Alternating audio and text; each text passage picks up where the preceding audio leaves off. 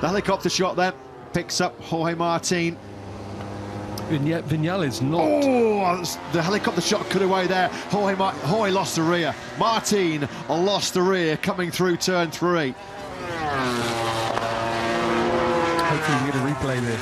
Yeah, I think we just cut away at the point where Martin, the reason we cut away was because Bagnaya's on another flyer, but Martin had a big moment on the gas as he powered through that turn 3. I was looking at the timing screen and seeing Vinales down, not where I expected him, you know, coming into this weekend. I thought he could do more. Things still not going well for the Aprilia factory. This could be an all-time lap record, a 1:30.390, the fastest ever lap of Misano, and it has been beaten. It is an all-time lap record, and who else but Bagnaia has done it, a 1:30.304, and that has altered the landscape of this Q2 because he's now nearly 3.5 tenths clear. And Martin, of course, we saw a massive gap last weekend, didn't we? The biggest gap between pole and second in qualifying between Marquez and Pedro Acosta in Aragon, biggest gap since Valencia 2011. Morbidelli then now through the Misano corner.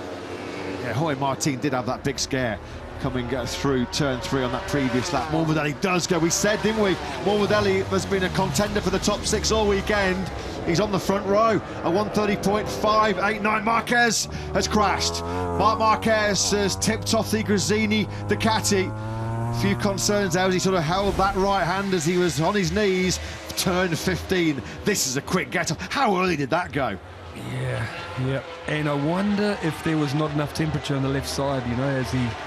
I'm really not sure what lap he was on, but that's usually the cause of a crash at 15 around here, isn't it? Right, that's why I'm thinking of it. A long time since you've been on the left, and you lose temperature on the left side, throw it in there, and the front just folds. You know, whenever I see Mark adjusts himself on TV live, the thing is, he got up and he was holding his hand. I thought, oh, he looks sore, but he, you know, with frustration banged into the wall there. And I'll tell you what, big pain takes away anger, Matt. I don't, you know, like a good punch in the face when you're in a boxing ring takes your aggression away. And that's what I've noticed about racing. If you crash, you hurt, you're not angry, you're worried, you know. So a bit of anger there is a good sign. I think he's okay. Costly though, costly, very costly at the moment. Marquez, well, he'll finish this session at best in 7th place. So that's a 3rd row start here in Misano. For Marquez, it's getting worse because Marco Bezzecchi fires himself onto the front row of the grid. That's done Mark then now back into 8th place. Well, he got a bit of a low blow in the gravel trap there, didn't he, as well, Marc Marquez? How do we put this politely? Obviously a bit of a knock in the old nether regions. A painful one for Marc Marquez. There he is, they're now back on the scooter. That just looked like the classic cold tyre going through turn 15, just how early it went. Of course, it was there in 2021 where Pecco Bagnaia was leading, crashed out, and then Fabio Quartararo won the World Championship. We've seen so many... I think 2 riders, both factory riders, crashed out. Temperature dropped, and that turn 15, any lack of temperature on the left side can catch you.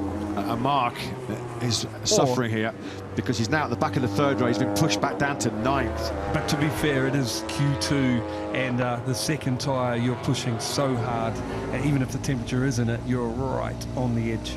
Problem as well is so, and that bike went into turn 15 a fair old rate of knots. We could see it barrel rolling. The Gresini racing accounts have got it all on to prep two bikes for the sprint this afternoon. Quartararo then comes out of the final corner, 10th place for Quartararo. Absolutely brilliant, right? It doesn't sound much on paper, but when you realise just how hard Fabio Quartararo is pushing for that 1:31 flat, all you can do is just say outstanding ride. 3/4 of a second he is off the pace. And you know that Fabio is riding as fast as, I mean, it's got to be close to this man on screen right now, you know, to be 7/10 down and qualifying on Pecco at Misano on the Yamaha. So Fabio is still an absolute weapon. 30 seconds of the session remaining when Martin came over the line. He's in 4th place at the moment. That's session over. So Jorge Martin then for the 3rd Grand Prix in 4. The boss not looking particularly enamoured with life. 3rd Grand Prix in 4. Looks like Jorge Martin will be starting from P4. which is a familiar sight from him qualifying, almost a familiar sight is for him to take second in sprints and Grand Prix of late. That clearly didn't go to plan, because Jorge, when it does go to plan, he's fighting for pole, isn't he? And but I've got to say, on the positive, Marco Bezzecchi on another little flyer right now in third, and you know, Frankie Morbidelli, both those riders having a tough season, and to see them go like this, great. We know that Valentino Rossi's watching on trackside.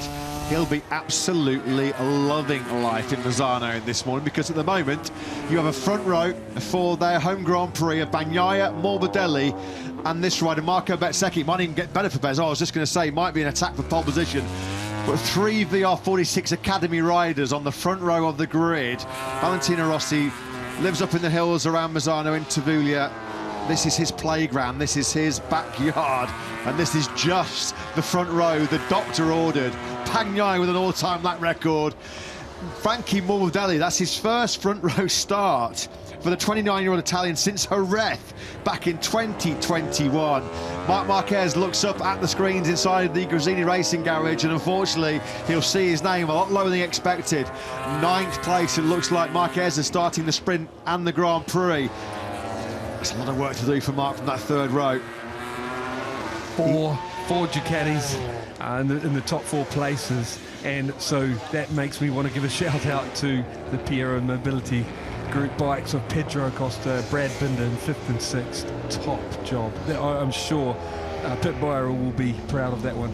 Just wonder, absolutely, could not agree more. Just wonder, Simon, whether that moment that Martin had, losing the rear going through turn 3, he was just thinking, you know, it would inevitably just drain you. A little bit of confidence would have gone, a little bit of feeling. The thing is, I will hear about it in debrief tonight, I'm sure, but it makes me think something wasn't feeling right. You know, for him to have a big scare, and then usually we're about to see Mark's crash into turn 15. We'll watch this first as he flicks left, pushing really hard in front. I mean, we couldn't see the brake lever, so I don't know what he was doing there on the brake, if he'd made a mistake, more pressure, but it did look like lack of temperature, how quick and early it went down.